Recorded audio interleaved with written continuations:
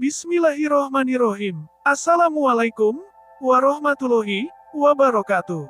Syukur alhamdulillah kita bisa berjumpa lagi di channel ini. Sholawat serta salam kita curahkan kepada junjungan Nabi kita Muhammad Sallallahu Alaihi Wasallam. Allahumma sholli ala Sayyidina Muhammad wa ala ali Sayyidina Muhammad.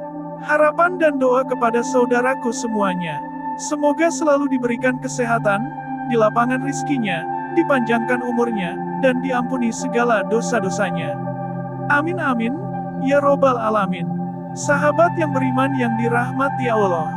Video kali ini akan membahas tentang 4 golongan orang yang dirindukan surga. Surga merupakan balasan bagi orang-orang yang beriman. Setidaknya, ada 4 golongan orang yang dirindukan surga. Allah menciptakan surga dengan tangannya sendiri. Dikutip dari buku bertajuk Surga yang Allah janjikan oleh Ibnul Qayyim Al-Jauziyah, Allah Subhanahu wa Ta'ala telah memilih salah satu surga sebagai tempatnya yang diistimewakan. Letaknya berdekatan dengan singgasana Allah atau Arsy.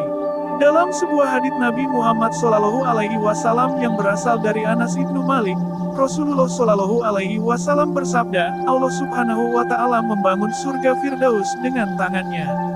Allah Subhanahu wa Ta'ala membebaskannya dari semua orang musyrik dan semua peminum arak yang mabuk. Hadits riwayat Baihaqi. Lantas, siapa orang-orang yang bisa masuk dalam surganya? Dalam sebuah hadits yang berasal dari Ibnu Abbas radhiyallahu an, dikatakan bahwa ada 4 golongan manusia yang dirindukan oleh surga.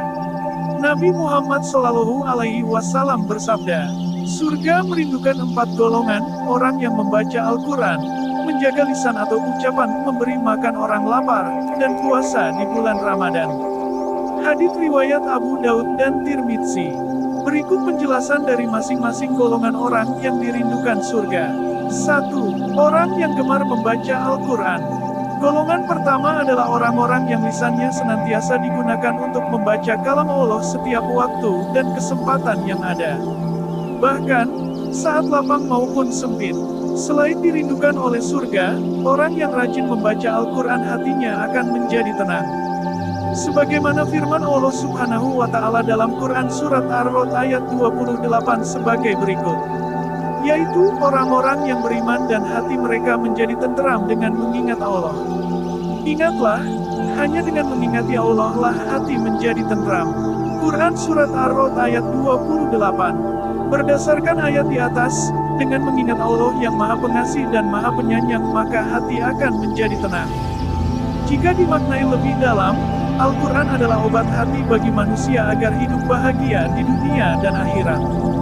2. Orang yang selalu menjaga lisannya dari berkata kotor, mencaci maki, dan menghujat. Golongan kedua ini termasuk orang-orang yang beriman. Disebutkan dalam sebuah hadits Nabi Sallallahu Alaihi Wasallam yang berasal dari Abu Hurairah radhiyallahu anhu. Rasulullah Sallallahu Alaihi Wasallam bersabda, barang siapa yang beriman kepada Allah dari hari akhir hendaklah dia berkata yang baik, atau diam. Barang siapa yang beriman kepada Allah dari hari akhir menghormati tetangganya. Dan barang siapa yang beriman kepada Allah dari hari akhir, maka hendaklah dia memuliakan tamunya. Hadits riwayat Bukhari dan Muslim. Imam Ghazali dalam kitabnya Ihya Ulumuddin menjelaskan, ada 14 macam bahaya lidah, salah satunya adalah perkataan yang tidak bermanfaat yang dapat membuat hati kasar. 3. Orang yang memberi makan terhadap orang yang kelaparan. Golongan ketiga adalah orang yang senantiasa membantu orang yang membutuhkan. Allah Subhanahu wa Ta'ala akan membalas kebaikan yang dilakukan oleh hambanya. Bahkan, kelak di hari kiamat Allah akan memberikan makan dari buah-buahan surga. Dalam sebuah hadits yang diriwayatkan oleh Tirmidzi, Rasulullah Shallallahu Alaihi Wasallam bersabda, siapapun mukmin memberikan makan mukmin yang kelaparan, pada hari kiamat nanti Allah akan memberinya makanan dari buah-buahan surga. Siapapun mukmin yang memberi minum mukmin yang kehausan, pada hari kiamat nanti Allah akan memberinya minum dari minuman surga. Siapapun mukmin yang memberikan pakaian mukmin lainnya supaya tidak telanjang, pada hari kiamat nanti Allah akan memberinya pakaian dari perhiasan surga. Hadits riwayat Tirmidzi. 4. Orang yang berpuasa di bulan Ramadan. Golongan keempat adalah orang yang senantiasa menjalankan ibadah puasa di bulan suci Ramadan.